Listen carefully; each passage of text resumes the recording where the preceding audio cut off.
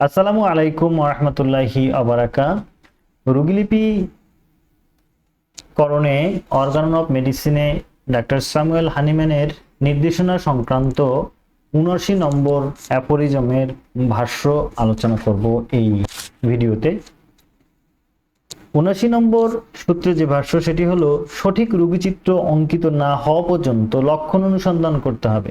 প্রয়োজনে আরও প্রশ্ন করতে হবে। প্রশ্নগুলোর নমুনা কিরকম হবে সেগুলো আমরা ৮৪ নম্বর পাদটিকায় পাই। অর্থাৎ হলো, আমরা অনেক সময় অল্প কিছু লক্ষণ নিয়ে মেডিসিন প্রদান করে থাকি, অনেক সময় আংশিক পেয়েও মেডিসিন প্রদান করে থাকি।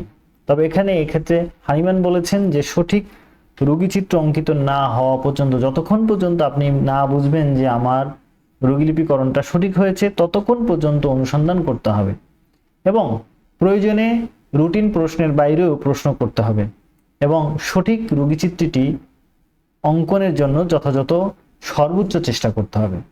এবং সেই প্রশ্নগুলো কীরকম হবে সেগুলো অর্গান অফ মেডিসিনের ৮৪ নম্বর পদ্ধতিকায় দেওয়া আছে, সেখান থেকে আমরা দেখে নেব।